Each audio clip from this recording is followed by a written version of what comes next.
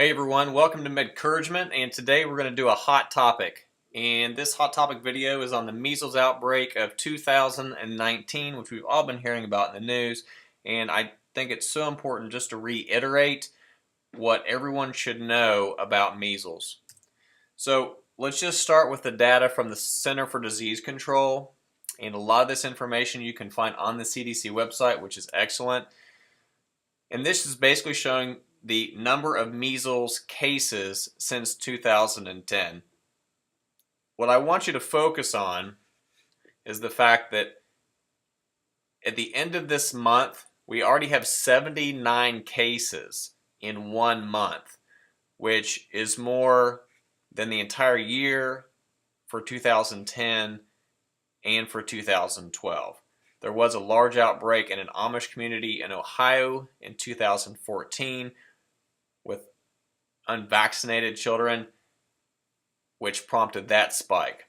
But we are so early into the season, and already there are 79 cases of measles in the United States. So what is measles? It is a virus, specifically an RNA virus. We know that humans are the only natural host of this, and the word actually comes from an Old Middle English word that meant little spots. So historically, before we had the vaccine in place, there were estimated to be up to 4 million people who got measles annually in the United States. Only about 500,000 of those were actually even reported to the CDC. They knew that about 500 of those people died, almost 50,000 were hospitalized, another 1,000 developed encephalitis. And again, some of that data is probably a little soft because there was not as much reporting to the CDC at that time.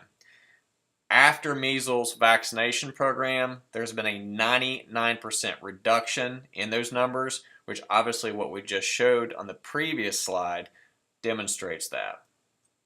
So how do you get measles? Well, it's spread through the air when an infected person coughs or sneezes.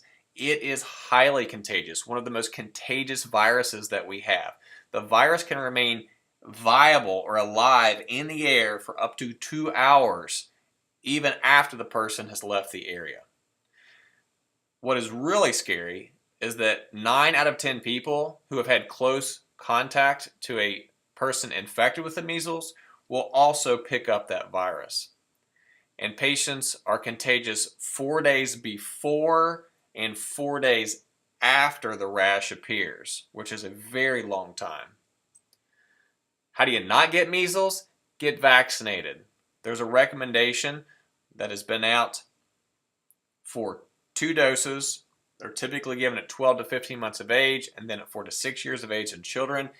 1 dose is 93% effective. 2 doses is 97% effective. If you're not sure you've had your measles shots, if you don't have record of your vaccine, you can go get tested to see whether you do have immunity. And if you don't, adults can get an MMR shot to protect against the measles. So what are the signs and symptoms? Starts with fever. Patients develop cough, runny nose, red eyes. And then about 3 to 5 days after those symptoms begin, the red dots come out. They actually start in the mouth, known as Koplik spots, and then the rash spreads from the head downward. And what's so dangerous about this is that how many of us have fever, cough, and runny nose, but don't realize that it's just another cold, because that's the opening symptoms for a plethora of viral infections. This one is not just a benign disease. So what can happen if a child gets measles? They can die. 1 to 2 out of 1,000 will die acutely from breathing problems or neurological complications. Others, even though it's rare, can even develop a condition up to 10 years later known as SSPE. And this condition destroys the central nervous system. People begin to have deterioration in their behavior and eventually develop seizures and eventually die. 1 out of 1,000 of these kids will have permanent brain damage. So who is at risk for this? Obviously, our infants and children ages 5 and under We know that our children less than 12 months of age cannot even get vaccinated, so they are very high risk. Adults over 20 during pregnancy, and of course, so many of our patients who are immunocompromised from conditions such as HIV and cancers. So why are there so many outbreaks of measles still? Individuals choosing for themselves or for their children to not be vaccinated. We know people that travel abroad can bring measles back into the United States. In certain countries in Europe, Asia, and the Pacific and Africa, there are still pockets of measles out there, and people can bring it back into the country if they get the virus into an area of unvaccinated people, as we've been seeing in Washington state. You can have devastating consequences for the community.